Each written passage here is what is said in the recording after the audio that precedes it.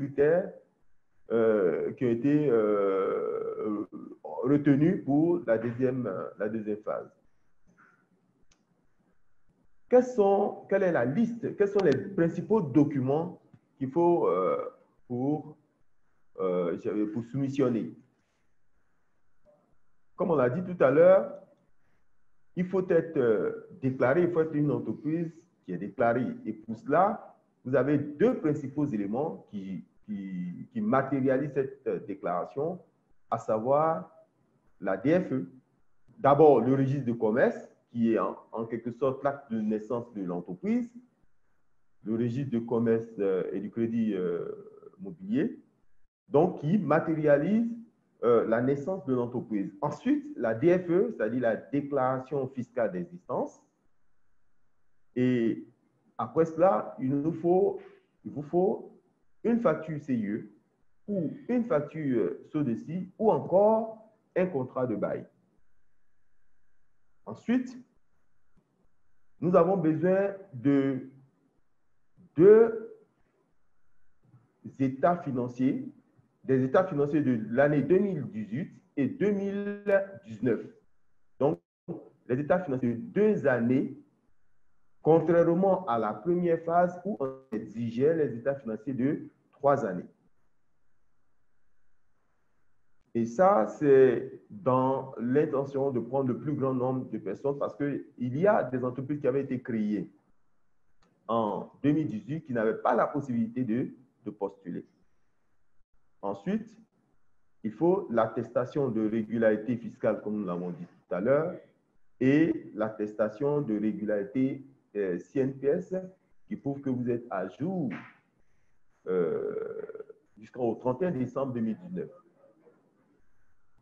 Enfin, un engagement de la PME à collaborer dans le cadre du suivi des activités, à participer à l'ensemble des sessions de formation que l'Agence Côte d'Ivoire PME organise au profit des PME et surtout à ne pas distribuer de dividendes durant la première année de mise à disposition du financement. Naturellement, sachant que vous avez pris des engagements, il ne serait pas intéressant que des distributions de dividendes se fassent alors qu'il y a un financement, un prêt à rembourser.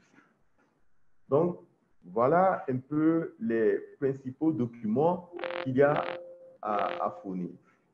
Mais pour faciliter la tâche, vous verrez, quand vous irez sur la plateforme, sur le site FSPME, fspme.ci, que la tâche a été facilitée parce que nous avons fait des modèles, notamment concernant les états du chiffre d'affaires de mars à mai, la lettre d'engagement. Nous avons des modèles sur cette plateforme-là que vous pouvez simplement télécharger, que vous allez remplir et sur votre papier en tête et signer pour faciliter la tâche. Alors, pour l'heure, nous allons aborder les guichets de financement. On aura d'autres occasions pour parler des guichets qui concernent la garantie, notamment. Mais pour ce qui concerne la subvention et les prêts, nous avons donc un premier guichet de subvention qui est d'une dotation maximum donc de 3 milliards, donc une dotation de 3 milliards avec la prise en compte de 2 mois de salaire au SMIC pour 4 employés déclarés au maximum. Ensuite, le montant maximum par entreprise est de 500 000 francs CFA et les bénéficiaires, ce sont les micro-entreprises, c'est-à-dire les très petites entreprises. OK? Les très petites entreprises sont les entreprises qui ont un chiffre d'affaires qui ne dépasse pas 30 millions. Rappelons également que les petites entreprises ont un chiffre d'affaires compris entre 30 millions et 150 millions. tandis que les moyennes entreprises ont un chiffre d'affaires qui est compris entre 150 millions et 1 milliard. Pour ce qui concerne le deuxième guichet, c'est-à-dire le guichet qui concerne les prêts à taux d'intérêt zéro, ce guichet est ouvert pour deux types d'entreprises, deux types de PME.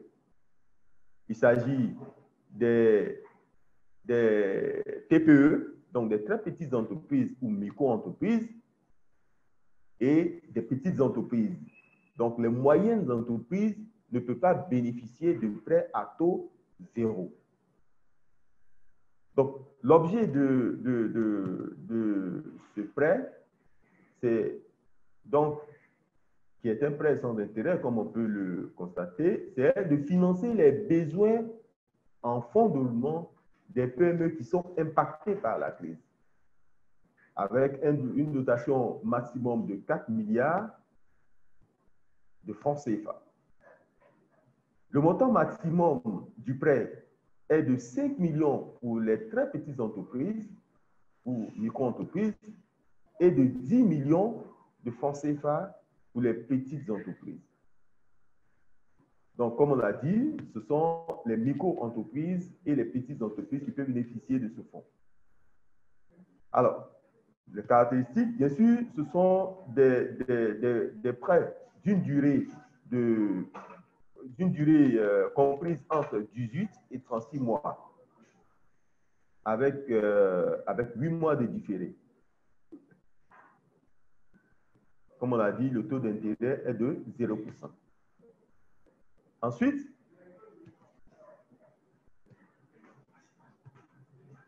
nous avons le troisième guichet, qui est un guichet qui est destiné aux moyennes entreprises. Et aux moyennes entreprises et aux petites entreprises.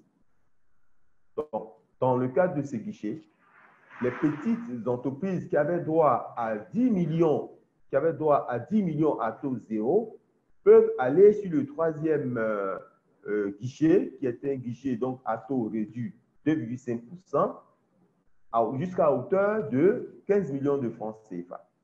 Rappelons que ce guichet a pour objet de financer les besoins en fonds de roulement des petites et moyennes entreprises impactées par la crise toujours, avec une dotation de 8 milliards de francs CFA.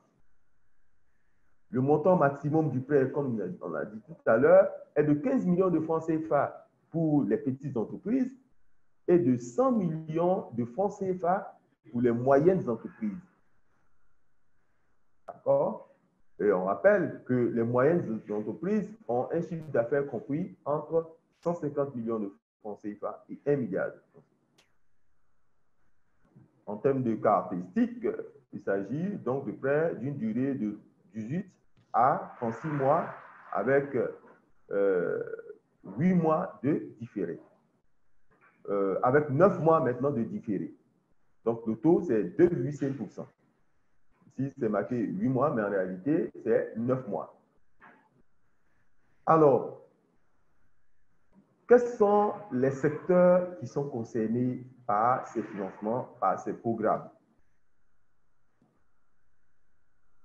Il y a des secteurs qui ont été directement impactés par les décisions prises par le gouvernement et le Conseil national de sécurité lors donc de la pandémie, notamment le secteur du tourisme et de la restauration, le secteur du transport, le secteur du commerce,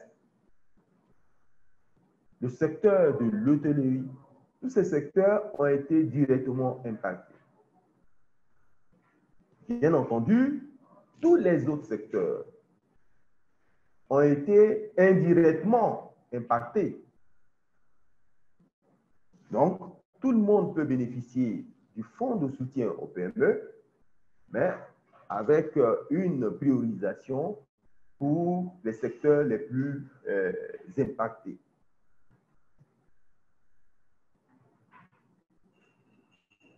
Bon, on peut remarquer que aujourd'hui, aussi bien les secteurs qui étaient directement impactés que les autres secteurs ont bénéficié de financement quand on regarde les statistiques, que ce soit le BTP, que ce soit des cabinets de formation, que ce soit des secteurs, en fait, le domaine de l'agriculture, tout le monde a pu bénéficier de ce fonds. Alors, pour postuler, quels sont les documents à fournir pour aller un peu plus loin et pour faire comprendre les difficultés également que nous avons? Déjà, il y a la demande adressée au président du comité de gestion. Nous avons le modèle qui est en ligne sur fspme.ci et le modèle peut être téléchargé et à partir de là, mis sur papier en tête, signé du membre. Mais ce qu'il faut savoir, c'est que dans cette demande, vous devez laisser apparaître le montant que vous sollicitez, mais surtout, mais aussi le guichet que vous sollicitez. Donc, il faut que ce soit, c'est vous qui décidez du montant à solliciter. Et c'est ce que nous prenons en compte, bien entendu, dans notre analyse. Quoique, après analyse, on peut, en tenant compte de vos limites, en fonction de votre taille, on peut proposer un certain montant au comité de gestion qui, en dernier ressort, je souligne bien, en dernier ressort, décide du montant à accorder. Le deuxième élément, c'est le registre de commerce ou le registre de métier pour les artisans. Alors, ce qu'il faut souligner, c'est que vous savez que le registre de commerce, il y a plusieurs formats. C'est-à-dire, vous avez, pour les personnes physiques à la création, vous avez le P0. Pour les personnes morales, vous avez le M0. Et quand il y a changement, il y a une modification, vous passez à un M2 ou bien à un P2. En fonction de votre situation, vous devez fournir les éléments que vous avez qui concernent l'entreprise. Si vous avez connu des modifications au niveau du registre, alors il faut fournir le M0 et ensuite le M2. Donc, il faut bien prendre en compte cet élément. Pas plus tard qu'hier, nous avons eu un cas d'un dossier qui doit être soumis au comité. Et dans le dossier, le registre qui a été fourni, c'est un registre qui prend en compte le passage de l'entreprise qui était une personne physique à l'entreprise en tant que personne morale.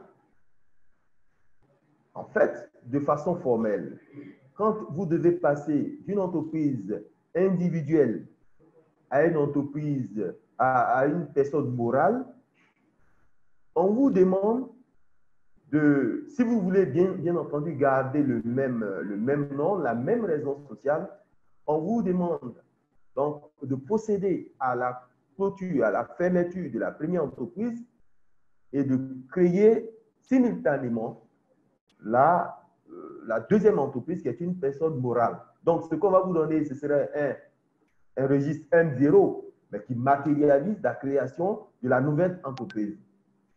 Et il s'est trouvé que cette dame-là qui a fourni donc son M0 a été créée, je crois, en fait, il y a eu la transformation, je crois bien, en 2019. Vous voyez que dès lors, l'entreprise, la PME, n'est plus éligible au fonds. Mais comme nous avons analysé son dossier, nous avons compris que c'est une entreprise en réalité qui avait été créée avant, mais qui a connu une transformation. Nous l'avons donc joint tout de suite au téléphone. C'est le lieu de dire que les numéros qui sont portés sur votre dossier, il faut que ce soit des numéros sur lesquels effectivement on peut vous avoir. Donc cette dame qui est donc la patronne de l'entreprise, que nous avons eu au téléphone, nous a envoyé immédiatement l'ancien registre, donc qui porte le nom de l'entreprise, mais en tant qu'entreprise individuelle, ce qui nous a permis de poursuivre et de boucler, j'allais dire, puisque c'était le seul élément qui manquait, l'instruction du dossier. C'est pourquoi il est intéressant d'intégrer, donc, de verser au dossier l'ensemble des documents demandés. Nous avons, pour la soumission en ligne, nous sommes confrontés également à un certain nombre de problèmes, notamment aux documents. Plutôt que de les scanner, vous voyez qu'il y a des personnes qui font des photos de ces documents, qui nous reviennent donc illisibles quasiment. Et dans ces conditions, vous voyez qu'il est difficile de travailler. À peine on voit les chiffres. Même les états financiers, par moment, sont photographiés. Vous voyez une photo floue, contrairement à un document bien scanné, bien présenté. Donc, nous, vraiment, demandons à ce que les dossiers soient de plus en plus soignés pour nous permettre d'avancer rapidement dans l'analyse, dans l'instruction du dossier. Donc, il y a la DFE, comme nous l'avons dit tout à l'heure. Et pour clarifier les choses, il est intéressant de faire en sorte que les documents de l'entreprise, pour une entreprise qui a une vision, pour une entreprise qui va loin, pour une entreprise qui a, je vais dire, a un plan d'évolution, que les documents de l'entreprise soient bien conservés. Nous nous sommes confrontés souvent à des DFE illisibles. La page de garde, on ne l'a plus. La troisième page, on ne l'a plus. Et souvent, c'est avec des parties rayées, des parties invisibles. Et quand la situation se présente, nous sommes vraiment peinés. Mais vous voyez qu'il est difficile puisque nous avons besoin d'un certain nombre d'informations dans les documents demandés. Donc, il est bien vraiment de faire en sorte que ces documents soient les plus corrects possibles. Alors, donc pour la facture CIE et la facture SODECI, il faut rappeler que ces factures-là, c'est l'un des trois éléments, facture CIE, facture SODECI ou bien contrat de bail. Mais il faut que ces factures portent le nom de l'entreprise ou du propriétaire de l'entreprise. On a eu un cas où il y a une facture qui a été donnée. La facture ne porte pas le nom de l'entreprise. La facture porte bien le nom du propriétaire de l'entreprise, mais il se trouve que le lieu qui est indiqué sur la facture n'est pas le lieu du siège de l'entreprise. Donc, c'est la facture du propriétaire, bien entendu, mais c'est la facture à domicile.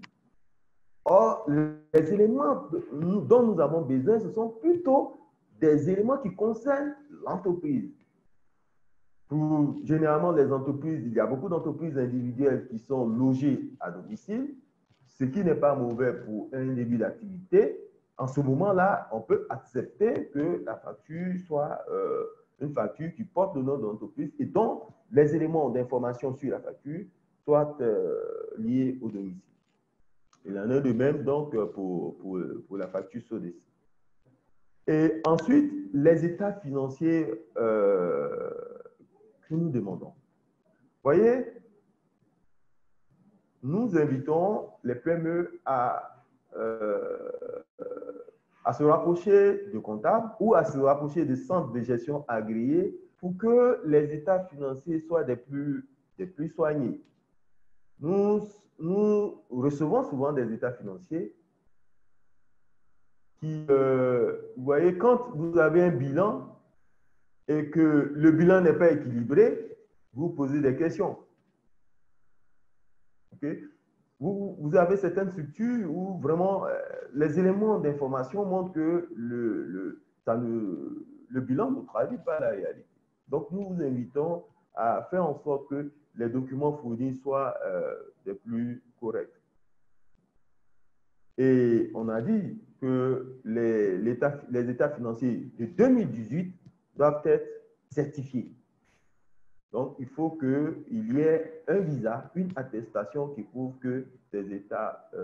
pour 2019, on accepte la version provisoire, même jusqu'à aujourd'hui, parce que le délai donc, a été décalé. Mais pour 2018, il faut que ce soit tester. On ne va pas s'appesantir là-dessus. Nous sommes toujours dans l'optique d'alléger, de faciliter la tâche aux PME. Des démarches sont en cours pour que, pour un certain nombre d'éléments, notamment l'attestation visa, notamment le protocole d'accord au niveau de la CNPS, au niveau de la Direction générale des impôts, qu'on puisse rapidement soit délivrer les protocoles ou alors faciliter, en tout cas faciliter la tâche au PME. Mais comme les négociations n'ont pas encore été bouclées, on ne saurait être long à ce sujet-là. Nous vous reviendrons certainement dans les prochains webinaires sur ces éléments pour vraiment vous montrer quelles sont les démarches qui ont été effectuées, comment est-ce que nous avons facilité donc, un certain nombre de documents au PME. Autre élément, nous avons le compte d'exploitation. Le compte d'exploitation nous permet de voir l'évolution en termes de perspective de l'activité. Le compte de résultat, le compte d'exploitation, qui est en quelque sorte le compte de résultat prévisionnel. Donc, ce compte-là va nous permettre d'apprécier l'évolution de l'activité et de voir un peu les cash flows dégagés par les entreprises, par les PME, et voir la possibilité, la capacité de la PME à pouvoir faire face aux engagements futurs, puisque c'est un financement qu'il demande. On est souvent face à des états financiers qui ne portent pas le nom de l'entreprise. C'est-à-dire, vous prenez l'état, vous ne pouvez pas tout de suite dire que c'est l'état, c'est le bilan de telle entreprise. Vous prenez des états où l'année n'est pas marquée, c'est-à-dire, on ne sait pas de quelle année il s'agit. Avant-hier, nous avons été confrontés, par exemple, à 2 états financiers de 2018. Mais ces 2 états financiers n'ont pas les mêmes informations. C'est-à-dire, c'est différent. Bien sûr, quand on regarde bien, on se rend compte que c'est une erreur. C'est-à-dire, l'année n'a pas été changée. Donc, vous voyez, quand on est en face quand on est en face de ces éléments, nous sommes obligés d'envoyer tout de suite un mail ou d'appeler pour pouvoir avoir rapidement les éléments. Ensuite, nous avons l'attestation, donc, comme on l'a dit tout à l'heure, de régularité fiscale ou le protocole d'accord. Et des démarches sont en cours pour que aussi bien l'attestation fiscale que l'attestation de régularité sociale soit délivrée le plus rapidement au PME. Parce que, croyez-nous, l'intention et le souhait des autorités, le souhait du secrétariat exécutif et j'allais dire du comité de gestion, c'est de faire en sorte qu'il y ait le maximum de PME qui bénéficient de ce fonds. Et justement, ce fonds a été créé spécialement pour cela. Sinon, il aurait été confié à une banque et on aurait invité les PME à aller vers la banque pour remplir les conditions normales, les conditions habituelles de la banque. Mais en confiant donc la gestion du programme à l'Agence Côte d'Ivoire PME qui en assure le secrétariat, c'est vraiment, et qui a l'habitude d'ailleurs de suivre, d'aider, d'assister les PME au niveau de la Côte d'Ivoire, c'est vraiment, l'intention est claire, faire en sorte que ces PME-là puissent, avec les conditions très allégées, bénéficier assez rapidement de ressources leur permettant de se relancer, mais de perdurer dans la performance par rapport à leurs projections, par rapport à leurs activités. Donc, voilà un peu l'esprit qui guide. Et nous avons cette pression de faire en sorte que tous les dossiers qui remplissent les conditions, qui sont donc éligibles et qui remplissent les conditions qui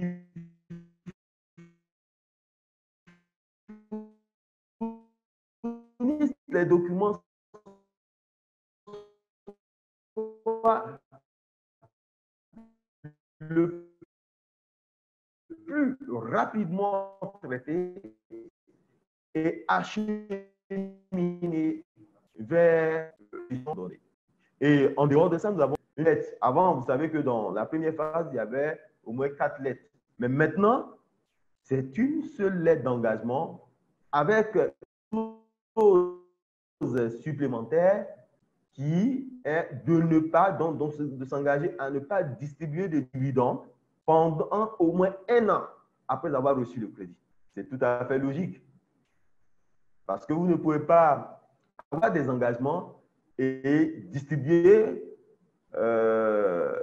des dividendes. Ça peut se faire, mais tout dépendra des résultats. Mais dans le cadre de ce programme, il est vraiment demandé à ce qu'il n'y ait pas de distribution pour la première année. Vous savez que le programme, le crédit peut durer sur 28 mois.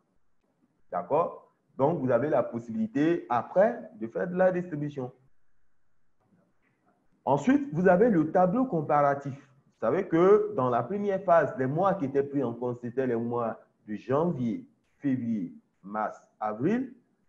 Mais dans le cadre de cette deuxième phase, nous prenons en compte les mois de mars, avril. Donc, il s'agit de donner les chiffres d'affaires mensuels des mois de mars, avril et mai pour 2019 et pour les mêmes mois, donc mars, avril, mai, pour 2020.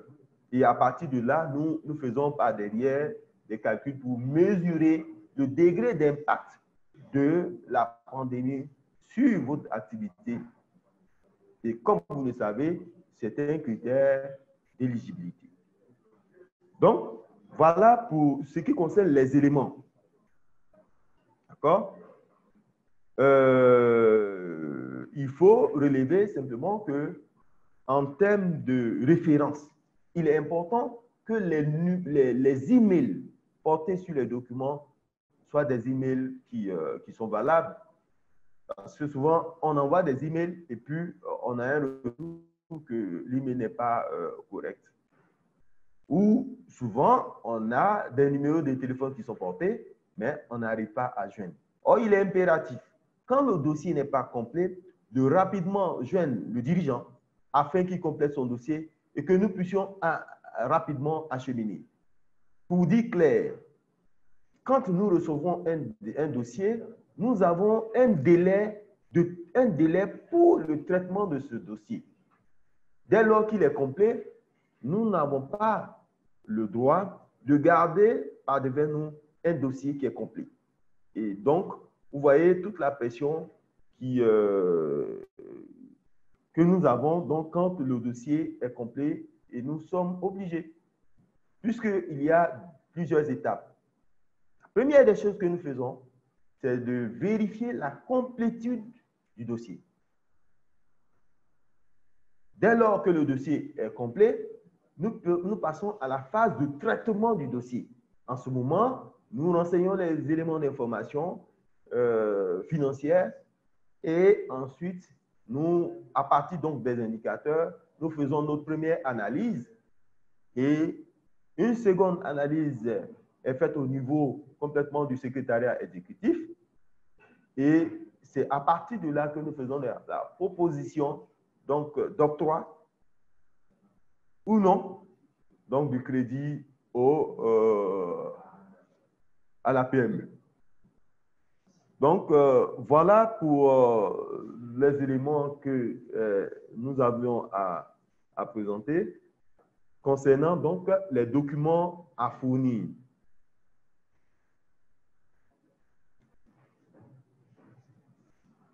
Il faut dire qu'en dehors de ça, il y a d'autres éléments que vous pouvez très rapidement avoir, à savoir la pièce d'identité, le plan de localisation. Je pense qu'avec la soumission en ligne, vous avez la possibilité de rattacher ces éléments-là lors de la soumission. Mais ce sont des éléments très, très importants. D'abord, le détail de l'utilisation du fonds. C'est-à-dire le crédit qu'on vous accorde, vous devez pouvoir dire ce que vous voulez faire avec ce crédit. Et ça, c'est important pour l'appréciation du financement. Deuxièmement, le plan de localisation. C'est vrai qu'on a demandé le contrat de bail, la facture CIE aussi, mais le plan de localisation nous permet assez facilement de savoir exactement où l'entreprise est située. Ensuite, il y a la pièce d'identité. Donc, en priorité, ce qui est exigé, c'est la carte nationale d'identité, la carte d'identité, j'allais dire.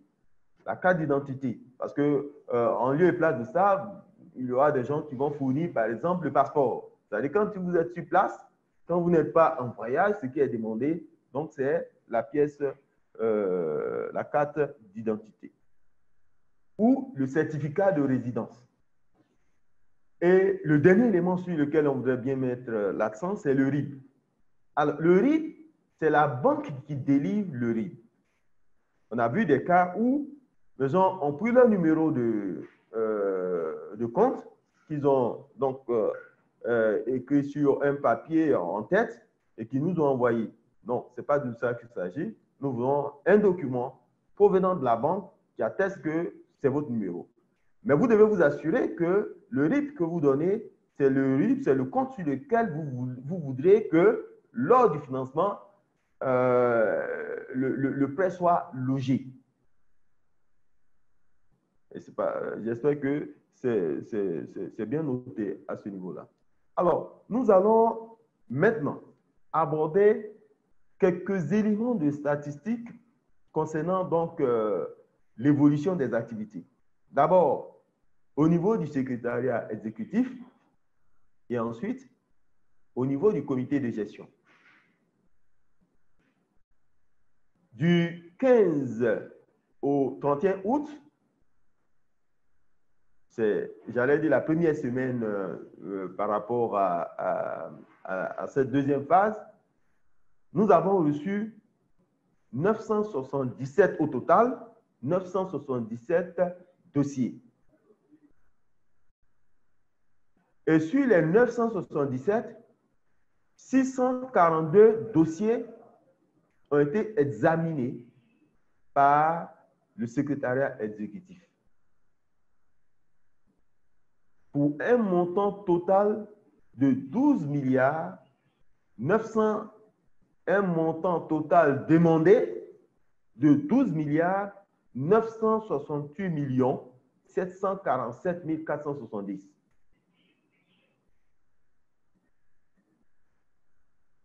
Et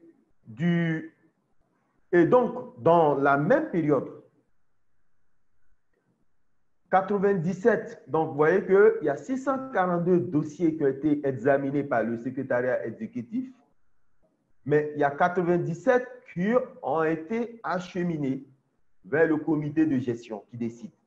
Ça veut dire que sur les 642, c'est seulement 97 dossiers qui ont été soit complétés, soit qui répondent d'abord éligibles, ensuite complets et enfin examinés avec un avis favorable, acheminés donc vers le comité de gestion. Et sur les 97 dossiers qui ont été transmis au comité de gestion, pour un montant total de 4 milliards 344 millions 869 305 francs, c'est 68 dossiers qui ont été validés par le comité de gestion, et ce, pour un montant de 2 milliards 210 millions 438 253.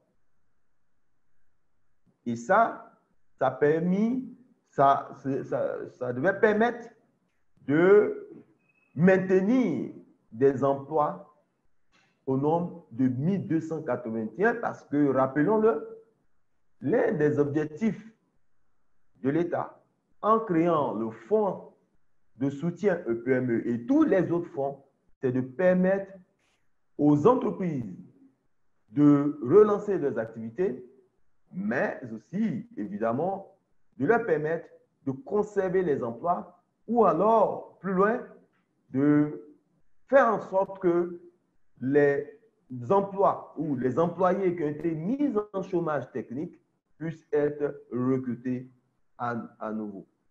C'est la finalité. Donc, dans les statistiques, nous mettons en avant le nombre d'emplois en quelque sorte préservés. Ça, donc, c'était pour la semaine du 15 au 31 août. Et plus récent, du 1er au 11 septembre, cette période-là, nous avons reçu 117 dossiers au niveau du secrétariat exécutif. Et sur les 117 dossiers, 29 dossiers ont été examinés par le secrétariat exécutif, ont été analysés par le secrétariat exécutif pour un montant total de 3 milliards 295 millions 834 000 francs CFA. Donc, en passant de 117 à 29, vous comprenez par là que seuls 29 sur les 117 ont leur dossier, d'abord sont éligibles et ensuite ont leur dossier au complet. Parce que pour procéder à l'analyse, à l'instruction et à l'analyse du dossier, il faut le minimum. Vous avez des cas d'entreprises qui ont produit des états financiers, par exemple, un compte de résultat où nous avons les charges, peut-être par omission, mais nous n'avons pas les produits. Un bilan où on a l'actif, où on a l'actif, mais on n'a pas le passif. Ou alors, au niveau de l'actif, souvent c'est sur 2 feuillets, on a la première feuille, on n'a pas la deuxième feuille. Donc, vous voyez que ça met du temps pour pouvoir relancer et pour que ces PME réagissent. Donc, sur les 117, il y a eu 29. Et tous les 29 ont été transmis au COJES. Pour vous dire à quel point le directeur général de l'Agence Côte d'Ivoire PME, qui assure le secrétariat, donc le secrétariat exécutif du fonds, exige que les dossiers soient traités le plus rapidement possible. Et il tient véritablement à cela. Et comme vous le savez, l'Agence Côte d'Ivoire PME a une vision et a un certain niveau de standing. Et donc, souhaiterait que les choses soient faites le plus correctement possible. Donc, sur les 39 dossiers qui remplissaient les conditions, qui étaient éligibles et qui étaient complets, ont été entièrement transférés donc, au COJES. Les 29 ont été transférés au COJES pour un montant et ont eu l'accord, donc ont été transférés au COJES et 17 ont été validés pour un montant total de 659 873 472 francs. Et cela dans l'intention, sur la base des statistiques, sur la base des données que nous avons, de préserver 234 emplois. Rappelons que pour la première période que nous avons évoquée tout à l'heure, c'était 1281 emplois qui étaient censés être préservés. Donc, vous voyez que nous avons un total général de 1094 dossiers donc, qui ont été soumis et 671 ont pu être examinés pour un montant total de 16 milliards 264 millions 581 470. Et 126 dossiers ont été reçus par le comité de gestion pour un montant global de 5 milliards 640 millions 703 305 francs CFA. Et sur les 126 dossiers, 85 ont été validés par le COJES, donc le comité de gestion, qui est l'instance suprême qui décide en dernier ressort. Vous voyez qu'au niveau du secrétariat exécutif, dès lors que le dossier est complet, est éligible, il est complet, quel que soit ce que nous donnons comme, je vais dire, comme proposition, cela est acheminé au niveau du comité de gestion parce que nous n'avons pas le droit pour un dossier qui est éligible, de le conserver donc dans nos guichets. Et donc, sur les 85 qui ont été validés pour un montant total de 2 870 311 725 francs pour préserver 1515 emplois. Telle est donc l'intention. Et je pense que nous avons les éléments essentiels du point de vue statistique nous permettant d'apprécier tout le travail qui est fait et qu'on ne peut pas forcément voir. Je peux vous assurer que même au niveau, au plus haut degré, même au niveau des analystes, souvent nous sommes peinés de voir qu'une PME a la possibilité de bénéficier d'un soutien. Même une petite subvention n'est pas de trop. Même une petite subvention pourrait apporter un coup de pouce. Donc, permet de voir qu'une PME a la possibilité de bénéficier donc d'un financement ou d'une subvention, mais simplement parce que des documents ne sont pas au complet, parce qu'il y a eu une négligence dans la soumission, on ne peut pas procéder à ce financement. Et donc, tout le travail que nous faisons, c'est faire en sorte que la tâche soit facilitée, les conditions soient de plus en plus allégées et que les PME puissent bénéficier. Parce que vous imaginez que dans la première période, sur les 150 milliards qui étaient donc mis sur la table et 15 milliards retenus pour la phase transitoire, nous n'avons pas pu absorber 3 milliards. Et c'est bien dommage. Donc, nous invitons, et là, nous nous adressons particulièrement à ceux qui ne croient pas en la véracité du programme ou qui doutent encore du programme. Et nous, comme nous sommes souvent en contact avec les PME, nous leur donnons l'assurance que le programme est réel, le programme existe et tout le monde peut en bénéficier. Nous donnons donc cette assurance et nous invitons ceux qui ont encore un peu de doute à postuler le plus rapidement possible afin que nous puissions traiter les dossiers et que cela puisse se retrouver au niveau du comité de gestion parce que les autorités qui ont mis en place ce programme attendent également qu'il y ait vraiment l'affluence et qu'il y ait beaucoup de bénéficiaires. Donc, vous voyez que dans ces conditions, nous ne pouvons que travailler à cet effet, à faire en sorte que le maximum puisse en bénéficier. Donc, on vous laisse arrêter là en vous rappelant que vous pouvez postuler, vous pouvez toujours postuler. Et on rappelle déjà que la première phase a été clôturée et que nous sommes carrément dans une deuxième phase. Vous avez la possibilité d'aller sur le site fspme.ci déjà pour voir l'état de votre dossier. Vous avez principalement 3 onglets. Tout à l'heure, nous allons passer la parole à un spécialiste pour vous expliquer la soumission. Mais nous avons principalement 3 onglets: la soumission, la vérification du statut et le volet IPME Data.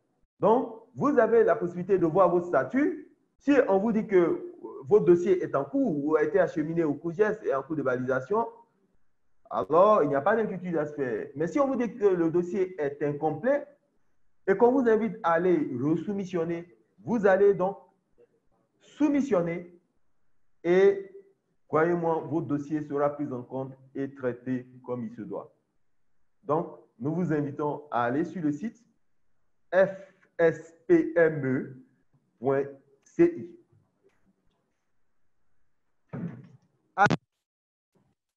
Nous attendons vos questions.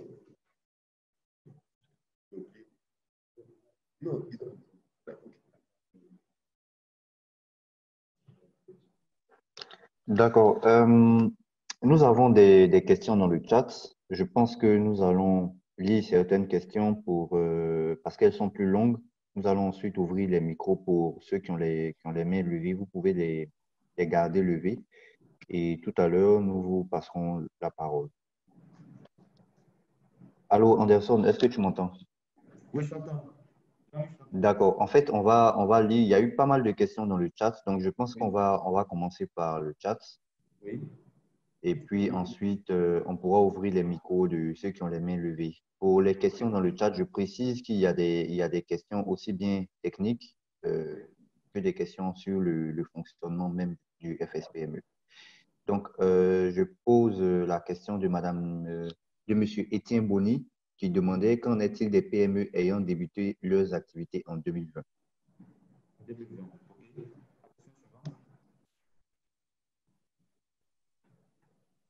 Allô? Oui, alors, la question suivante. Anderson, tu m'entends? Je t'entends, oui. La question suivante, s'il te plaît. La première question de Monsieur Étienne Boni, qu'en est-il des PME ayant débuté leurs activités en 2020? C'est compris. Alors, oui, rapidement. Vous savez que souvent, on est en situation difficile. Hein. Effectivement, une entreprise qui a été créée en 2020 n'est pas éligible. Une entreprise qui a été créée en 2020, malheureusement, n'est pas éligible. Voilà. D'accord. On continue sur la question de Monsieur Rodney Amemateko qui demande, est-ce que les entreprises dans le secteur hôtelier ayant des fonds propres négatifs peuvent bénéficier du prêt à taux réduit? OK. Oui, une entreprise, c'est vrai que c'est désavantageux. Ce n'est pas avantageux pour l'entreprise d'avoir des fonds propres négatifs. Ça joue contre elle. Mais une entreprise, ça dit que c'est une analyse globale qu'on fait. Il y a les états financiers, il y a les ratios, il y a ce que les ratios, les indicateurs disent. Mais vous savez, c'est un fonds spécial. Donc, une entreprise peut avoir effectivement des fonds propres négatifs, mais dans l'appréciation, dans l'examen du dossier, il est possible que cette entreprise bénéficie de financement. Que ce soit à taux réduit, que ce soit de financement, je veux dire, à taux zéro. Voilà, c'est possible. D'accord, c'est bien reçu. Monsieur Kwasi Fred demandait, lorsqu'on finalise, je pense que c'est une question pour le service IT de l'agence, lorsqu'on finalise la soumission sur la plateforme et qu'on souhaite vérifier le statut du dossier, la plateforme nous met aucun résultat et dossier inachevé alors que le dossier a bel et bien été finalisé. L'entreprise a même obtenu le code FSPME. Que faire donc dans de telles conditions pour s'assurer du statut du dossier?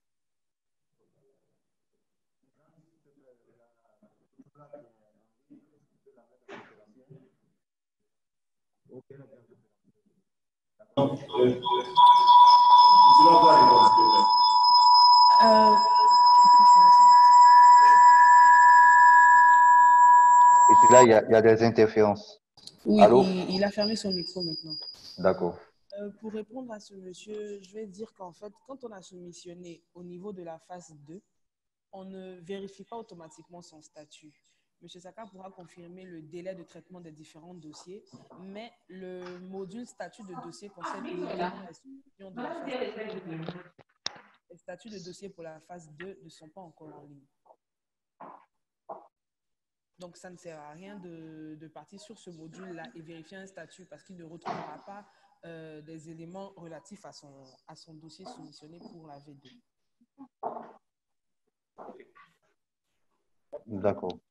Je continue avec la question de Monsieur Raymond Lambert-Kouakou qui demandait, qui disait que le nouveau formulaire ne donne pas l'option du prêt à taux réduit pour les TPE quand nous avons rempli la dernière semaine. Faut-il refaire notre demande?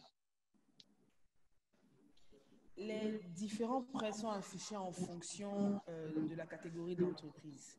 Donc, si pour une TPE, il n'a pas de prêt à taux réduit, c'est en fonction de chiffre d'affaires qui a été calculé et pour 2018 et pour 2019, le taux moyen lui permet d'avoir la liste des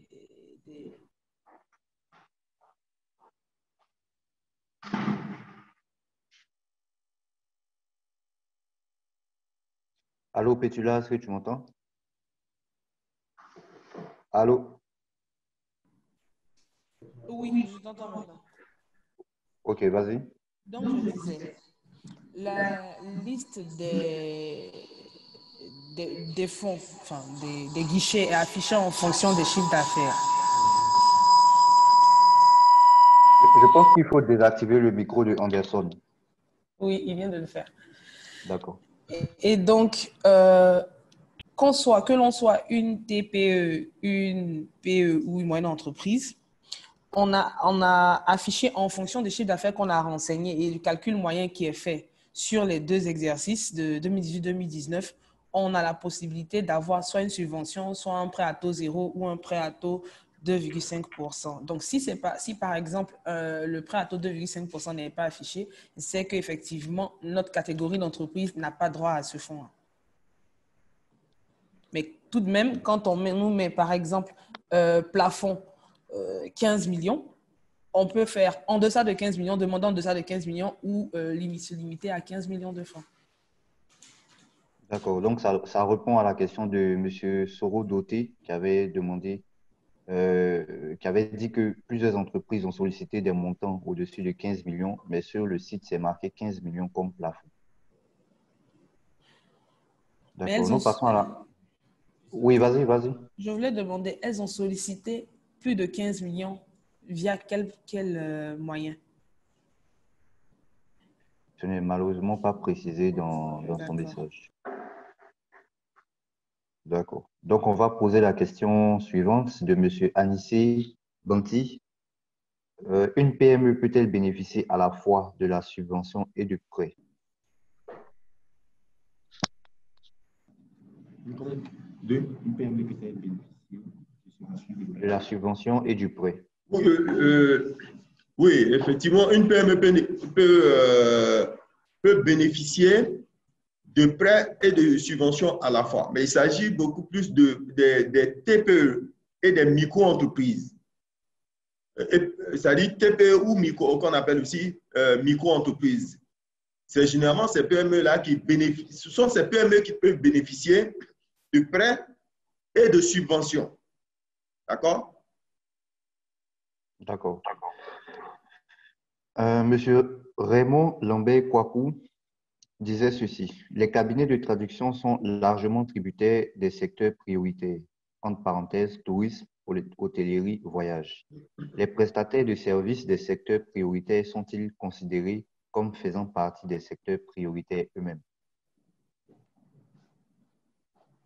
Oui, comme nous l'avons dit dans notre présentation, il y a les premiers secteurs qui sont directement impactés. Tourisme, hôtellerie, restauration, etc.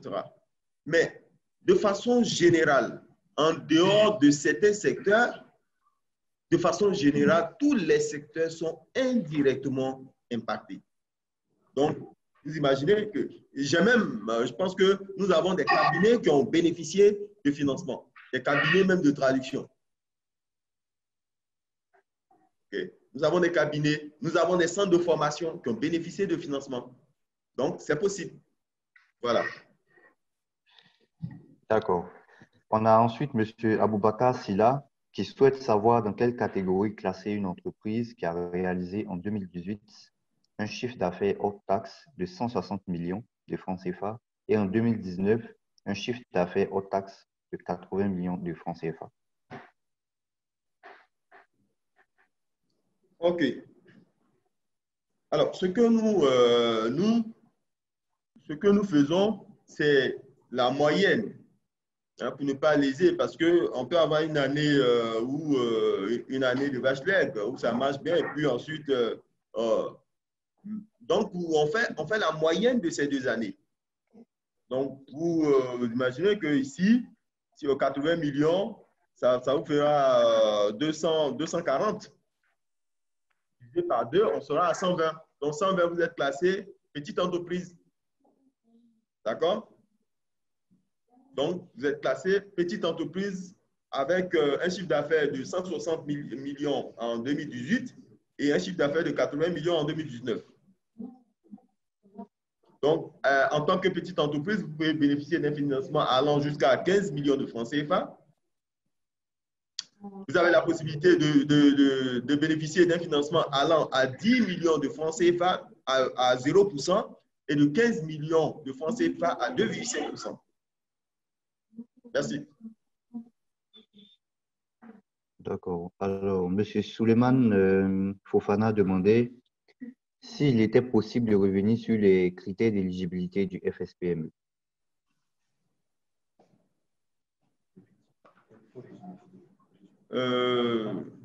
Bon, rapidement, pour revenir sur les critères, d'abord, le premier critère, bien évidemment, c'est d'être une PME. D'accord? Une PME, c'est-à-dire avoir un chiffre d'affaires qui est inférieur à 1 milliard. Le deuxième critère, c'est d'exister fiscalement et socialement. Donc, vous avez un registre de commerce, vous avez une DFE. Le deuxième critère, c'est d'avoir au moins 2 années d'exercice d'existence. Donc, vous voyez, 2018, au moins 2018 et 2019. Et troisièmement, il faut être à jour de ces déclarations fiscales et sociales. Et enfin, il faut être une entreprise qui a été impactée par la pandémie. Donc, voici les critères concernant donc cette deuxième phase. Okay. Et au niveau des états financiers, je pense que c'est plutôt une question pour Pétula. Au niveau des états financiers, faut-il scanner tous les documents ou des pages spécifiquement? Une question de M. Fofana. Il faut scanner des pages spécifiques parce que c'est clairement signifié dans les champs de formulaire, page visa, page de compte de résultat, page bilan. D'accord. Monsieur Serge Kadjo a remarqué que les numéros IPME Data comportent 13 caractères et pour la soumission en ligne, pour les premières cases, il n'y a que 12 caractères à renseigner. C'est-à-dire que le dernier chiffre ne peut pas être renseigné. Est-ce que cela ne pose pas problème?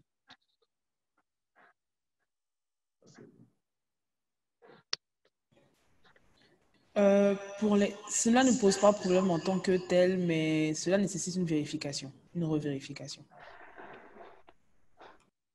D'accord. Donc, au niveau de l'agence Côte d'Ivoire PME, c'est ça? Oui, c'est ça. D'accord. Est-ce que vous acceptez les liasses comptables en version Excel? C'est une question de M. Rodney. Non, tous les documents doivent être en PDF. Pouvez-vous repréciser les conditions pour les entreprises de plus de 30 millions de chiffre d'affaires et moins de 100 millions? Je pense que ça a déjà été lu, donc on peut passer cette question. Concernant la baisse de 30% des chiffres d'affaires mensuels sur les mois de mars, avril et mai, cela risque d'être préjudiciable pour nous, car nous avions des paiements qui arrivaient à expiration dans cette période et qui ne traduisent pas que sur cette même période, nous n'ayons pas eu de baisse d'activité. Ok. Rapidement, avant de répondre à cette question, tout à l'heure, celui qui a posé la question concernant donc, une entreprise qui est une PME qui est dans les conditions qui a un chiffre d'affaires entre 30 millions et 1 milliard. Mais en réalité, entre 30 millions et 1 milliard, il y a 2 catégories d'entreprises. Il y a les PE qui vont de 30 millions et 30 millions à 150 millions de francs CFA comme chiffre d'affaires. Et ensuite, les moyennes entreprises qui vont de 150 millions à 1 milliard d'affaires. Donc, il y a 2 catégories à l'intérieur de cet ensemble-là. Maintenant, pour revenir à la question de tout à l'heure, concernant la question, vous pouvez rappeler? La baisse de 30% des chiffres d'affaires mensuels sur Voilà. sur les mois de mars, avril et mai. Voilà, en fait, on parle de chiffre d'affaires. Le chiffre d'affaires, c'est-à-dire, on peut faire une vente à crédit. C'est-à-dire, ce n'est pas l'encaissement qui compte ici. On parle du chiffre. On peut réaliser dans un mois précis un chiffre, c'est-à-dire avoir vendu durant ce mois-là, mais faire l'encaissement ultérieurement. Donc, on parle plutôt de la production, de ce que vous avez réalisé. Je ne sais pas si vous comprenez. Donc, ce qu'on demande, c'est plutôt les chiffres d'affaires. Ce ne sont pas les encaissements réalisés. Il faut faire la différence entre l'affaire qui est réalisée, la vente qui est réalisée et l'encaissement qui suit, le paiement. Il peut se faire de plusieurs manières. Ça, on peut acheter à crédit ou bien on peut vendre à crédit. Je ne sais pas si j'ai bien compris sa préoccupation. Voilà. Il y a une différence entre le chiffre d'affaires et l'encaissement qui suit ce chiffre-là. On peut faire un chiffre d'affaires sans que ça ne soit encaissé, puis être encaissé ultérieurement. Mais ce n'est pas pris en compte. D'accord. Merci beaucoup. Alors, on continue avec la question de M. Zoro Samuel. Comment devons-nous justifier l'impact de la COVID sur nos activités? En d'autres termes, nous signalons et cités dans les dossiers de demande où devons-nous donner des preuves matérielles pour bénéficier du prêt? OK. Alors, déjà, les chiffres que vous donnez, parce qu'on connaît à peu près, quand la pandémie a démarré, on sait comment, disons, on connaît pratiquement les périodes et on essaie de regarder ce que vous avez fait avant et c'est la comparaison qu'on fait des deux chiffres d'affaires, c'est-à-dire chiffre d'affaires mars-avril, mai 2019, où il n'y avait pas la pandémie, et les chiffres d'affaires de mars-avril-mai 2020, où on a connu la pandémie. Donc, on essaie de voir comment la pandémie a impacté vos activités. Mais en dehors de ça, vous avez la possibilité de faire un test, peut-être pas très long, pour expliquer de façon pratique ce que vous avez vécu, comment ça vous a impacté, qu'est-ce que vous avez. Il y a des documents, il y a des dossiers, par exemple, dans lesquels le propriétaire ou bien le porteur fait une présentation de sa situation. OK? Et il y a des contextes, en fait, dans l'analyse, on tient compte de certains éléments. Parce que l'analyse, ce ne sont pas que les chiffres. L'ensemble est pris en compte. Vous pouvez décrire comment ça vous a impacté. Donc, le comité de gestion, en regardant peut-être le niveau d'impact qui n'est pas très élevé, mais en regardant les contextes et autres, pourrait être sensible à votre demande. Donc, vraiment, vous avez cette possibilité. Et c'est le lieu d'inviter les PME à présenter parce que souvent, nous trouvons entre deux dossiers carrément à l'opposé, en fait. Il y a des dossiers qui sont bien montés, bien réguliers, les éléments d'information, les documents sont corrects, tandis que de l'autre côté, on a des dossiers qui sont vraiment, c'est-à-dire, c'est vraiment pas facile de les traiter, en fait. Voilà. Merci. D'accord. Alors, M. Fred Kwasi pose la question de savoir combien prend le temps de traitement des dossiers. Alors, si nous avons un dossier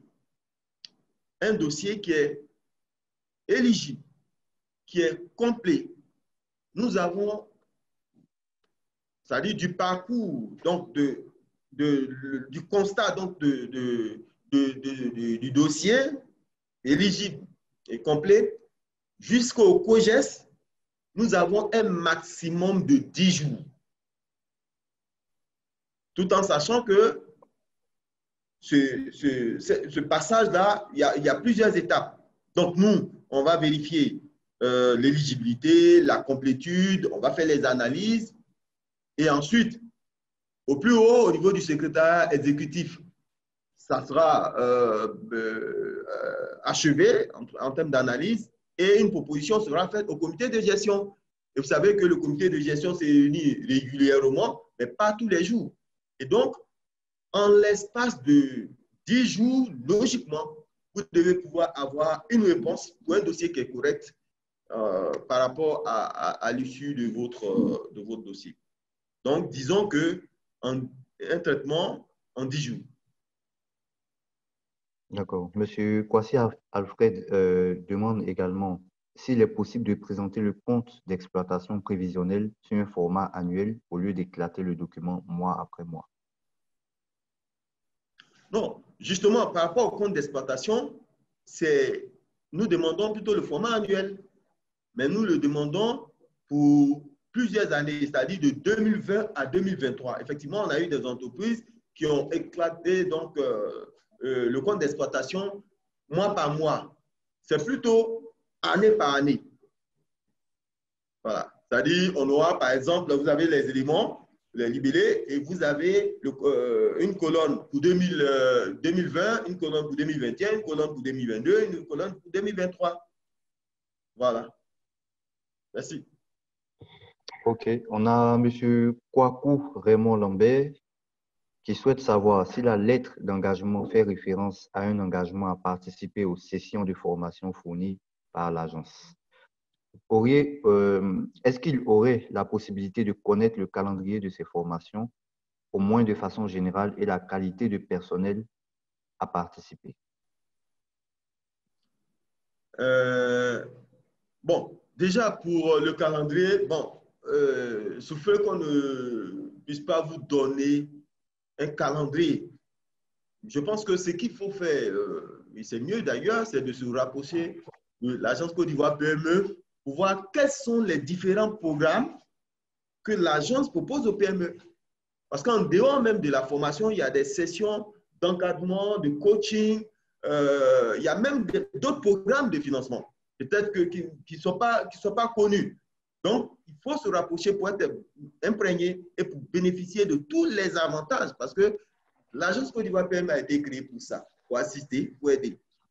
Maintenant, concernant le deuxième volet, je pense qu'on ne peut pas vraiment donner plus de détails. OK. Alors, sauf si je n'ai pas bien compris. Non. Je pense que c'est bien répondu. Ça répond parfaitement à ce que le monsieur demandait. D'accord. On a également M. Soro Doté qui demande si sur le site par moment, enfin, il dit que sur le site par moment, quand on met les dossiers sur le serveur, pardon, je reprends. Sur le site par moment, quand on met les dossiers, le serveur signale en rouge qu'il n'y a aucun dossier introduit. Par contre, le dossier physique est déposé à l'agence. Est-il possible que ce dossier soit pris en compte? Déjà, pour revenir à l'erreur, pour revenir à cette erreur-là, elle est survenue lorsque certaines PME ont souhaité qu'on augmente la taille de chargement de fichiers.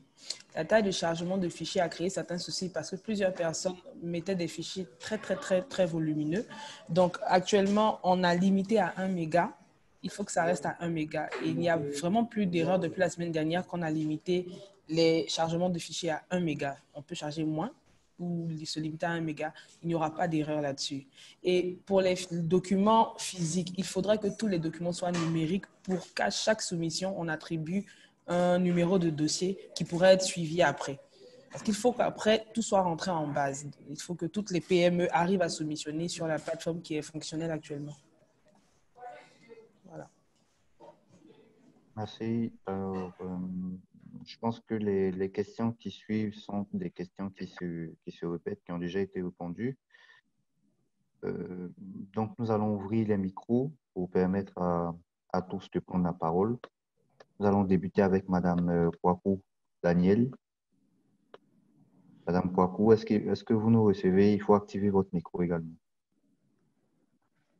Oui, Oui, allez-y, on vous écoute. oui, la question était relative au comité de gestion.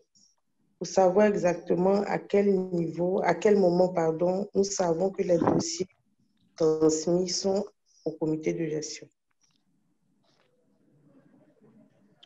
Alors,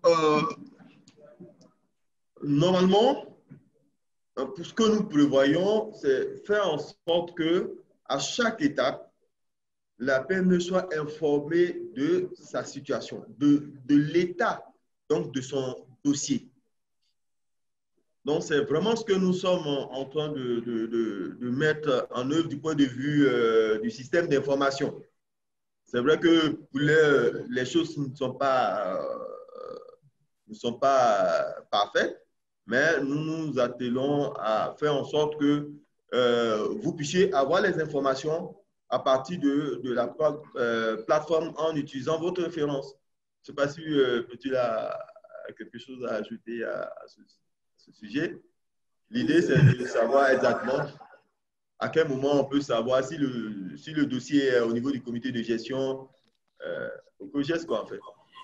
Pour l'instant, non, vu que c'est un traitement interne. Ce que la PME peut savoir, c'est si son dossier est complet ou incomplet et quels sont les éléments qui sont incomplets pour qu'elle puisse faire une resoumission ou pas, ou compléter les dossiers qu'il y a à compléter. Mais après, tout processus après est interne. Et quand on a donné un délai de 10 jours, la PME, dans ce délai-là, au terme de ce délai-là, pourra vérifier son statut si le prêt lui est accepté ou pas. Mais généralement, quand le prêt est accordé, la PME est directement contactée par la banque pour les diligences, en fait, pour pouvoir signer déjà la convention et pour la mise en place du prêt. OK. Donc, étant donné qu'on est de la phase 2, on est forcément obligé d'attendre que la plateforme informatique soit à jour afin de vérifier le statut de notre dossier avant de passer à la suite. Oui, c'est exactement ça. D'accord, merci. Sinon, en dehors de ça, on vous appelle. Si on ne vous appelle pas, c'est qu'il n'y a pas de souci par rapport à votre dossier. Les choses évoluent bien. Si on vous appelle, c'est pour complétude, c'est pour ajouter des éléments d'information. Voilà. Okay. En dehors de ça, on vous appelle pour vous dire que votre dossier a été validé et que, voilà, incessamment, on vous appellera pour les diligences par rapport à la mise en place du prêt. Ça marche. Merci. Merci beaucoup, madame. Merci, madame Kwaku. Nous allons prendre une autre main levée de monsieur Brou Grégoire Nguessan. Monsieur Brou, vous nous entendez? Il faut cliquer sur le micro pour activer votre micro. Monsieur Brou, vous nous entendez?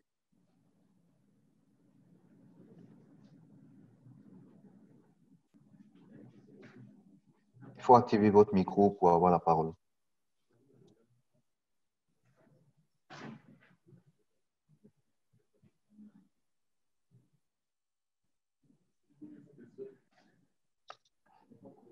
Allô? D'accord, on va prendre une autre main levée de monsieur Jonathan Goué. Monsieur Jonathan Goué, vous nous entendez? Allô?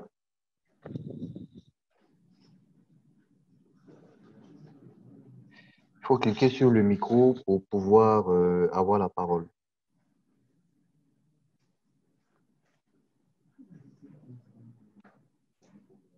Vraiment, ça ne fonctionne pas chez lui également. On va prendre une autre personne.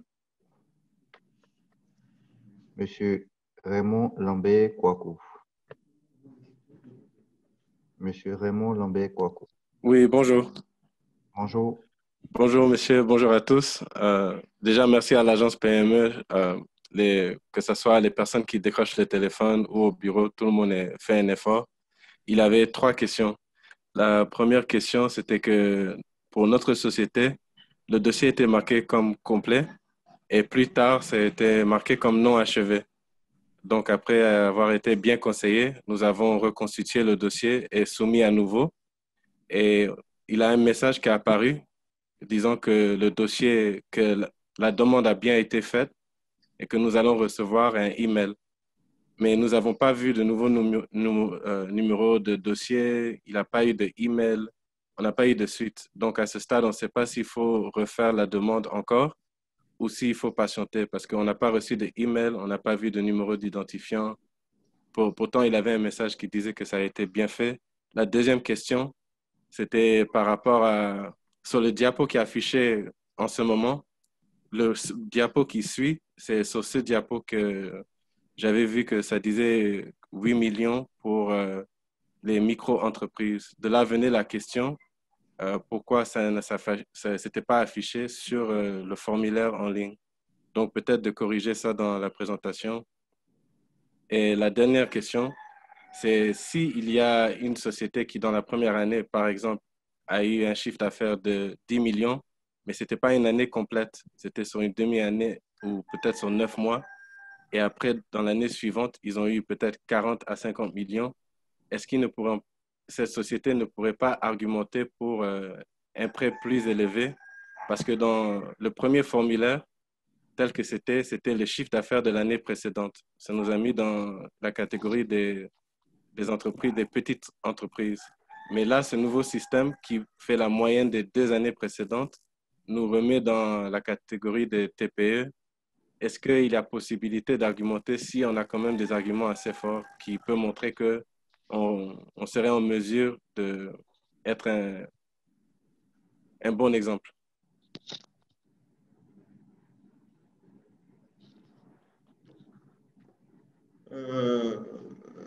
Bien, je peux?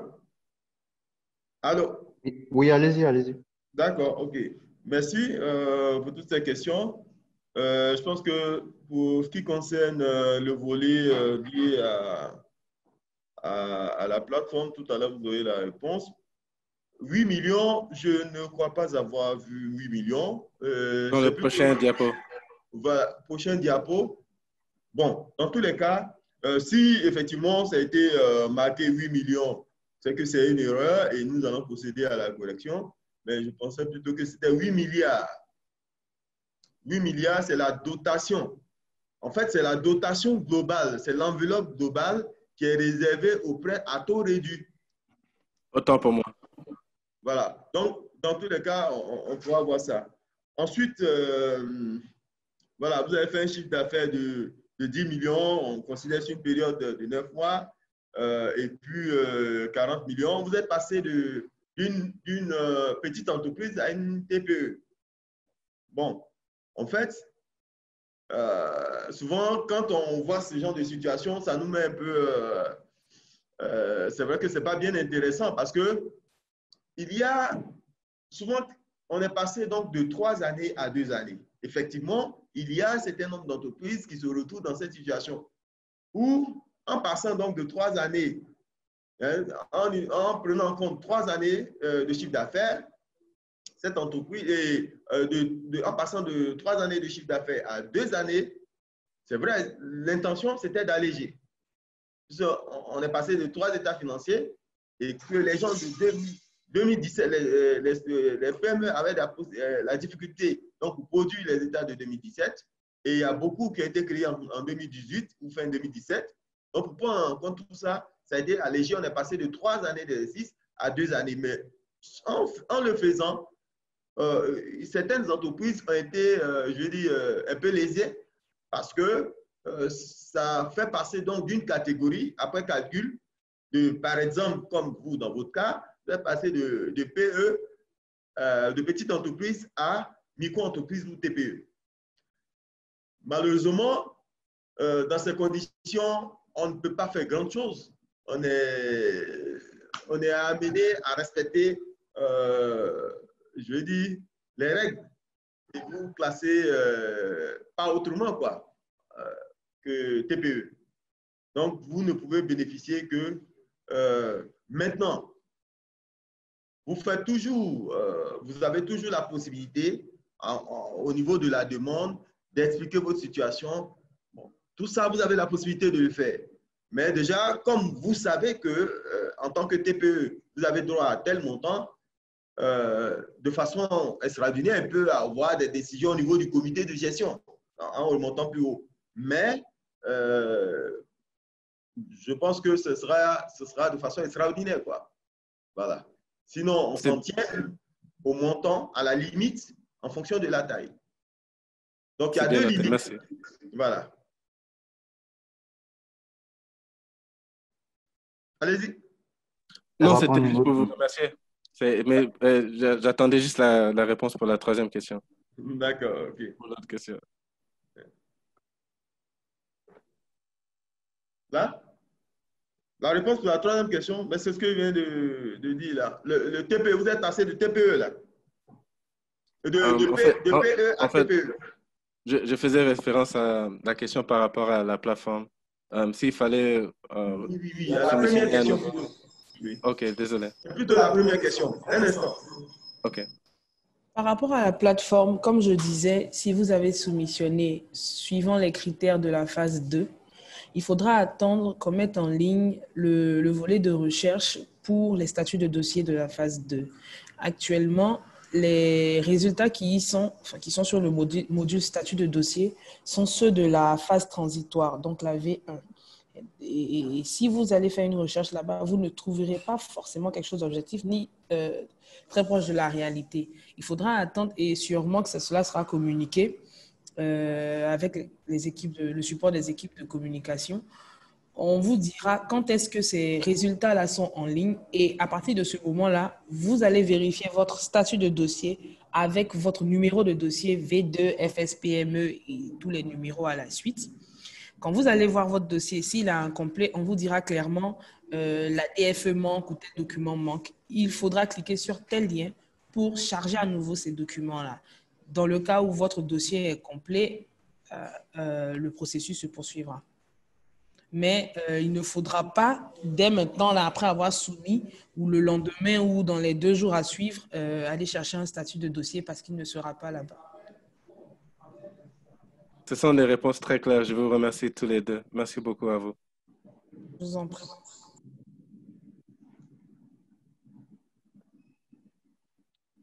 Ok, on va prendre une autre main levée, celle de Madame Tadé Véronique. Madame Tadé, vous nous entendez?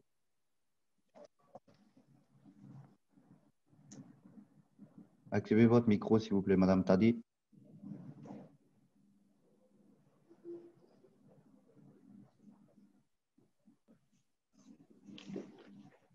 Allô? On va prendre Monsieur Yao Apollinaire. Monsieur Yao Apollinaire, pour avoir la parole, il faut cliquer sur le micro sur votre écran.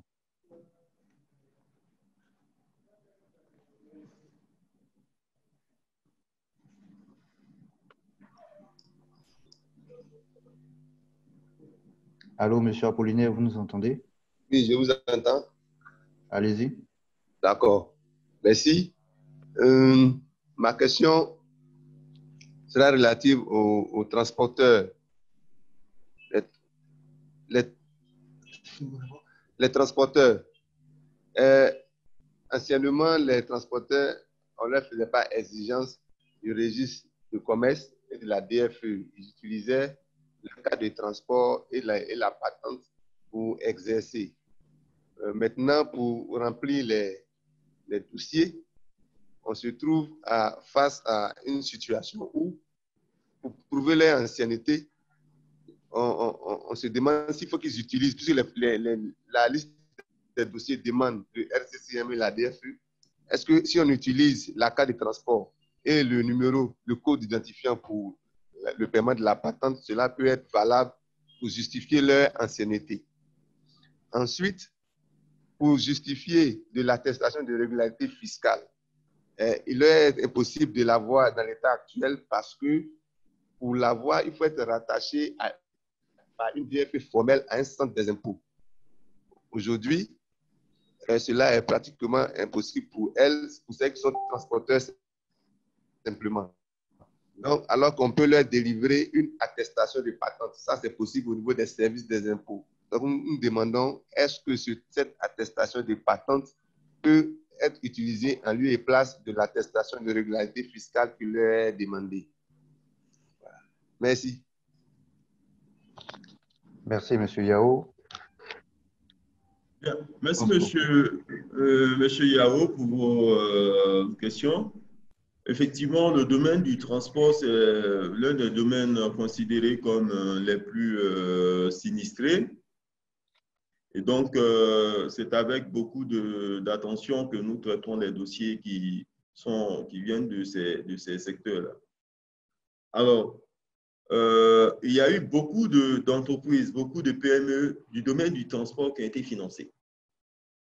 Quand vous regardez la liste qui est publiée, vous verrez qu'il y a beaucoup de PME donc, constituées régulièrement qui sont financées.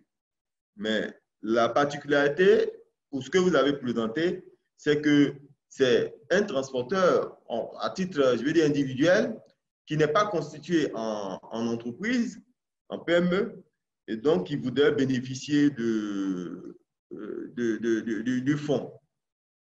Bon, malheureusement, notre guichet, qui est notre programme, donc le fonds de soutien FSPME, est destiné aux petites et moyennes entreprises. Donc, un transporteur, à titre individuel, ne peut pas directement, ne peut pas bénéficier des financements liés au fonds. Par contre, il vous est possible d'aller vers, par exemple, le fonds d'assistance au secteur informel ou des documents comme, par exemple, la patente et la carte de transport peuvent être considérés. Sinon, si vous êtes un transporteur et que vous avez, par exemple, une entreprise individuelle, c'est-à-dire que vous êtes déclaré, vous avez un registre de commerce, vous n'avez pas de souci, vous pouvez, un registre de commerce, une DFE, vous pouvez toujours soumettre votre dossier. Ben, là, je pense que nous vous invitons à vous rapprocher du fonds FACI. Okay? Et je pense que là-bas, vous aurez la possibilité vraiment de bénéficier parce qu'il n'y a pas grand-chose d'exigé. Avec la patente, avec votre carte de transporteur, comme vous l'avez si bien dit, vous pouvez bénéficier d'un financement, d'une subvention. Je pense que le programme est en cours. Je ne sais pas s'ils sont déjà passés à l'étape du financement, mais c'est que jusqu'à une date récente, c'était plutôt le volet subvention qui fonctionnait bien au niveau du FACI. Donc, vous pouvez vous rapprocher d'eux et vous aurez vraiment les personnes idônes pour vous informer à ce sujet. Merci beaucoup. Monsieur.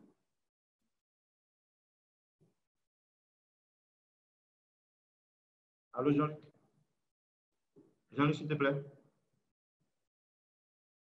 Allô? Oui, allô, Anderson. Ah, s'il te plaît, il y a M. Touré qui est connecté sur le laptop de M. Saka. Oui. Donc, il lève la main présentement. Est-ce que tu peux lui passer la parole? M. Touré. M. Touré est le représentant du chef CAB du ministère de l'investissement privé.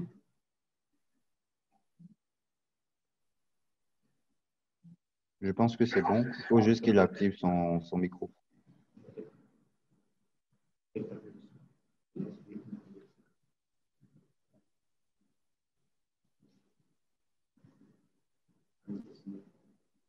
Bonjour. Son micro est ouvert, Anderson. Son micro est ouvert? Oui. Oui. Bonjour. Ça, je ne peux pas. OK, donc, comme il est dans la salle, il va s'exprimer directement à travers le laptop. D'accord. D'accord, merci. Je voudrais d'abord saluer l'initiative et en même temps poser ma préoccupation, qui est de savoir si cette plateforme d'échange est ouverte aux entreprises cibles, c'est-à-dire les PME. Ça, c'est d'un. De deux, je voudrais savoir si le fonds prend en compte toutes les PME existant sur le territoire national ou bien c'est typiquement réservé aux PME qui sont dans la circonscription d'Abidjan. C'est ma préoccupation.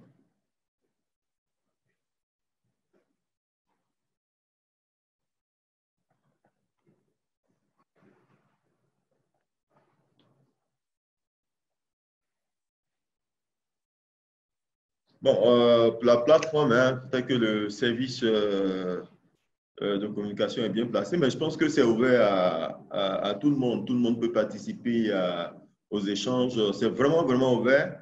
Justement, nous avons besoin d'avoir des retours, de savoir ce qui se passe sur le terrain pour améliorer, hein, pour faire de la performance, pour nous assurer que le travail que nous faisons, que le secrétariat exécutif et le comité de gestion font chaque jour, donc permet de donner satisfaction.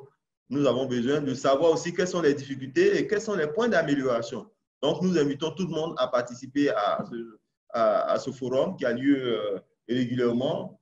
Et donc, vraiment, nous prenons note et nous essayons chaque fois de nous améliorer et de corriger ce qu'il y a lieu de corriger.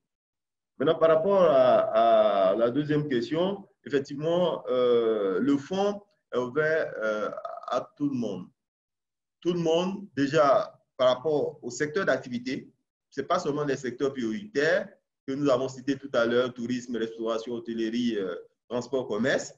Au-delà, il y a vraiment tous les autres secteurs. Je vous dis qu'il y a des cabinets de formation, il y a des instituts de traduction qui ont bénéficié du fonds. Il y a des entreprises, des PME dans le domaine du BTP qui ont eu beaucoup de financement. Donc, vous voyez que c'est vraiment pas restreint, c'est complètement ouvert à tout le monde et c'est ouvert à l'ensemble du territoire. D'ailleurs, ce que nous sommes en train de faire, c'est faire en sorte que le maximum de PME en dehors d'Abidjan puissent en bénéficier. Vous savez que l'agence a des représentations à l'intérieur, notamment à San Pedro et puis à Boaké. Donc, nous invitons vraiment toutes les entreprises, toutes les PME à se rapprocher de nos agences et pour les PME qui sont dans des zones beaucoup plus éloignées, je pense qu'en ligne, vous pouvez avoir des informations déjà à partir de la plateforme. Vous n'êtes pas obligé de vous déplacer. Vous chargez vos données et nous, on reçoit, on traite. Et vous serez surpris qu'un jour, on vous appelle pour dire, bon, votre dossier a été validé, veuillez bien passer à la banque pour les diligences par rapport à la convention. Donc, vraiment, c'est comme on le dit en anglais, c'est open, c'est ouvert et nous vous invitons à solutionner au maximum. Merci.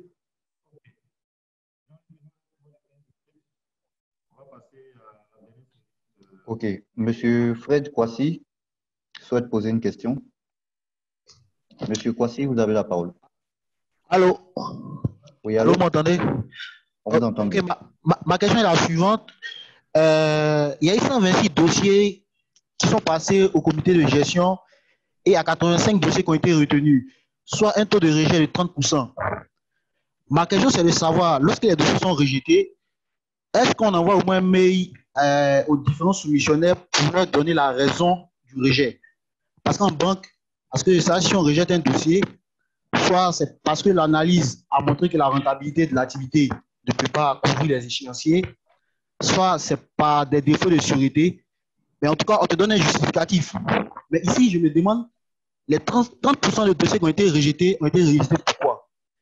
Et quelles sont les principales raisons du rejet? Voici ma question. Merci bien, monsieur Kwasi.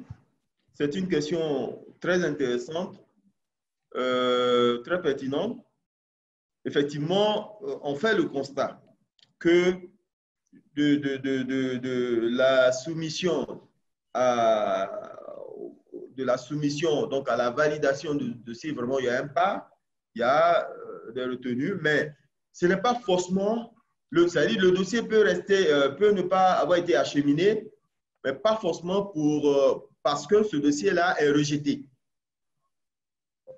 Il y a d'abord l'éligibilité. C'est-à-dire que est-ce que le dossier est éligible? Est-ce que le dossier respecte les critères d'éligibilité? Donc, si ce n'est pas le cas, immédiatement, nous procédons à l'information. C'est-à-dire nous informons le soumissionnaire que pour un certain nombre de raisons, le dossier n'est pas éligible et par conséquent, on ne pourrait poursuivre l'instruction du dossier. Maintenant, en dehors de ça, il y a des dossiers, et ça, c'est la majorité, des dossiers qui sont incomplets.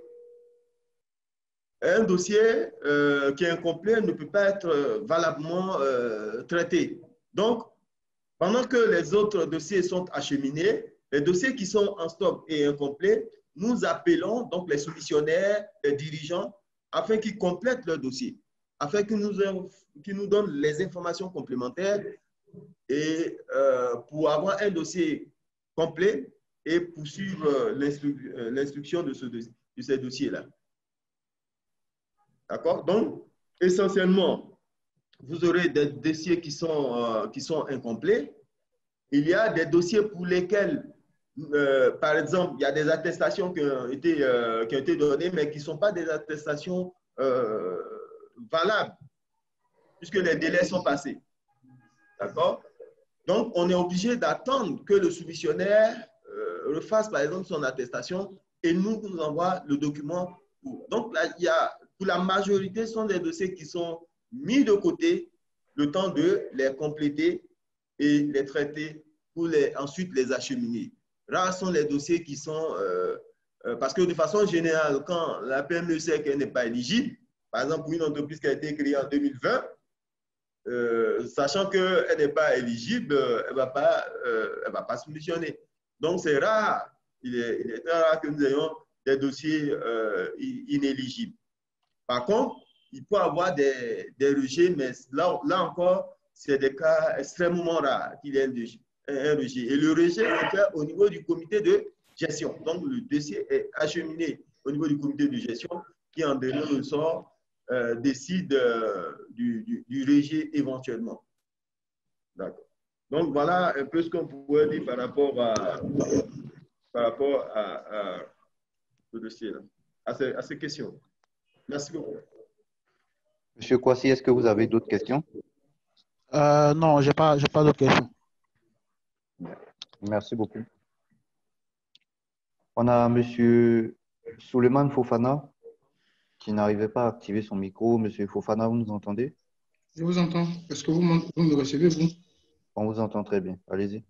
Très bien. Bonjour à tout le monde. Merci. Alors, j'ai trois petites questions. La première, je l'avais posée dans le chat. Elle était relative aux critères d'éligibilité. Ils avaient voulu qu'on revienne sur le critère numéro 5, précisément. Le critère numéro 5. Je ne l'avais pas bien compris. Alors, et la deuxième question, elle est relative parce que je vois que dans la présentation, il y a quelques informations concernant la caractéristique du prêt, les caractéristiques du prêt qui sont différentes de celles qui sont sur le site. Sur le site, on parle pour les conditions de remboursement de 9 mois de grâce sur le principal. J'aimerais, s'il vous plaît, que vous nous détailliez un peu plus ce que cela signifie. Et pour terminer, ma troisième préoccupation, c'est sur le fonctionnement du site. Nous, on avait déjà commencé à soumissionner dans la première phase et on s'était rendu compte, ou du moins on avait rencontré beaucoup de difficultés avec la plateforme. Et souvent, quand il y a une seule information qui manque, on ne peut pas passer à une autre étape. Alors, cette fois-ci, la procédure a été allégée et je vous en remercie. Ce que j'aimerais savoir, c'est par rapport au financier de 2019. Allô, Monsieur Fofana? Il faut juste… Oui, allô? Monsieur Fofana, allô? On vous avait perdu un moment. Vous aviez dit que c'était par rapport au… Oui, allô? Oui, allô, on vous entend maintenant. On vous avait perdu un moment. Ah, excusez-moi, problème de connexion alors. Alors, je disais que la dernière question, c'était par rapport au compte aux états financiers. voilà, pour l'année 2019. Étant donné qu'on n'a pas encore reçu, je veux dire, les états financiers des CGA, en tout cas qui sont visés par un expert comptable et tout ça, vous aviez dit que les bilans provisoires, enfin, les états provisoires étaient acceptés. J'aimerais savoir si les dispositions étaient prises sur le site pour qu'on puisse. Et qu'est-ce qui doit être montré? C'est juste les comptes d'exploitation, les comptes de résultats et le bilan, sans les visas? Ou bien est-ce qu'il y a une autre méthodologie pour pouvoir soumettre ce document-là? Voilà, c'était mes trois préoccupations. Bien, merci, monsieur Fofana. Nous allons commencer par la troisième question.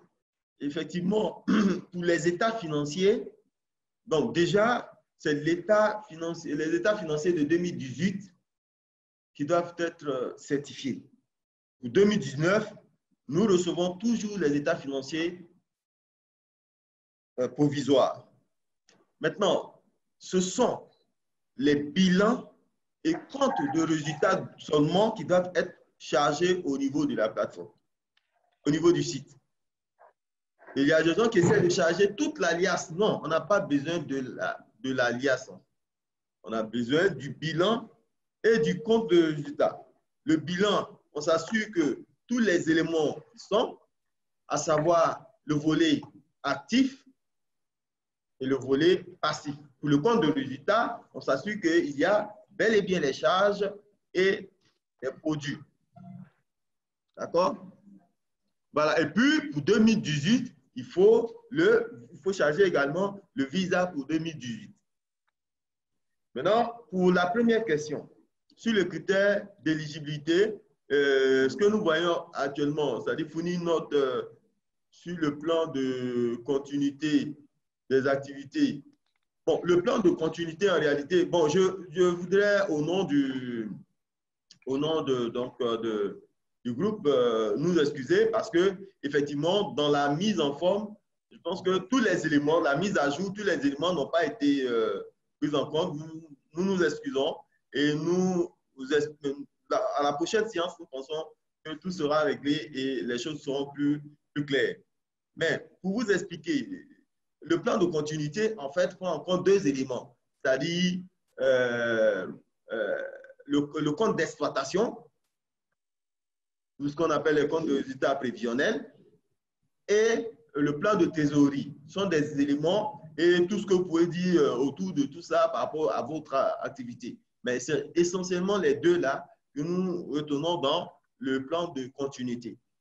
Mais ce n'est pas vraiment un critère, je veux dire, majeur. D'accord? Maintenant, concernant les 9 mois de grâce, effectivement, ce qui est correct, c'est plutôt ce qui est sur le site. D'accord? On est passé donc de 8 mois à 9 mois de grâce. Allô, vous m'entendez? Donc, je vous explique. Les 9 mois de grâce. Il y a les 9 mois de grâce sont subdivisés en deux.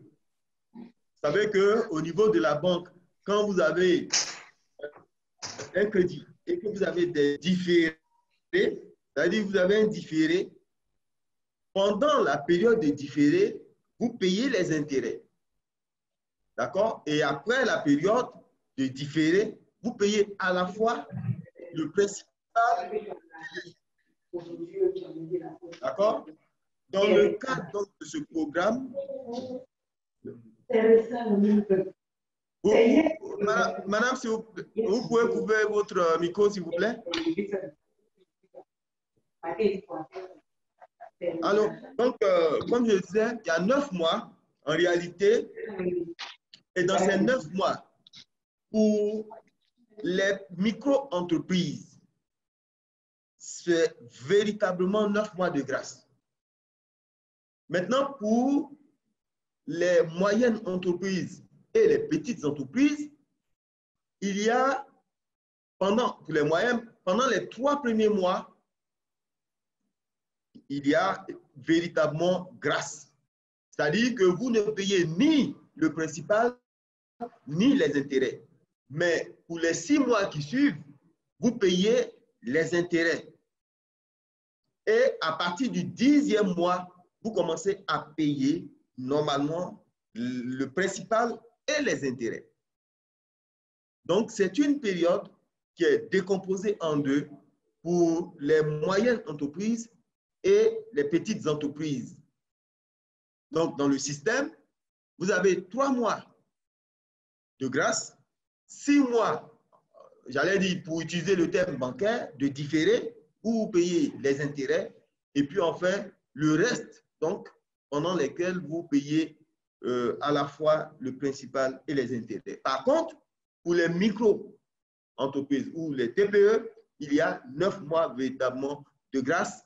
Pendant ces 9 mois, la TPE ne paye ni les intérêts, ni le principal. Donc, quand vous aurez votre tableau après la convention, quand vous aurez, lors de la signature de la convention, vous présentez votre tableau d'amortissement, c'est comme ça que ça va se présenter. D'accord? Sur toute la période. Merci, monsieur. J'espère avoir répondu à votre question, monsieur Fofana. Merci beaucoup. Ça a été bien répondu. Voilà. Donc, bon, nous tendons vers la fin. Donc, c'est vraiment l'occasion de vous dire merci pour votre participation et de nous aider à communiquer pour cette deuxième phase, de nous aider à inviter d'autres PME à participer donc à cette deuxième phase et surtout à ne pas rater cette occasion de bénéficier d'une subvention, de bénéficier d'un financement. C'est vraiment simple, les conditions ont été allégées, nous sommes en négociation, nous faisons des démarches actuellement pour faire en sorte que les conditions soient encore plus allégées afin de permettre au maximum de PME de pouvoir subventionner, de pouvoir bénéficier donc de ce financement-là.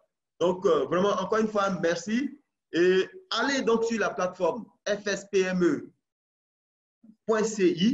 pour soumissionner pour ceux qui ne l'ont pas encore fait. Pour ceux qui ont envie de savoir quel est l'état de leur dossier concernant la première phase, le fait. Pour ceux qui ont envie de voir donc d'avoir le numéro IPM et data, en tout cas sur le site, vous avez toutes les informations, beaucoup plus actualisées que ce que nous avons présenté. Mais en même temps, sur le site, vous avez des modèles. Vous avez des modèles par rapport au chiffre d'affaires mensuel que vous prenez et vous mettez sur votre papier en tête, vous renseignez, c'est tout, et avec un cachet. Vous avez le modèle de la lettre d'engagement que vous pouvez télécharger. Voilà. Donc, vous avez vraiment tous les éléments nécessaires pour soumissionner dans les bonnes conditions. Merci encore une fois et à très bientôt pour le prochain webinaire. Très bonne journée. Au revoir. Agence Côte d'Ivoire PME, accompagner l'avenir.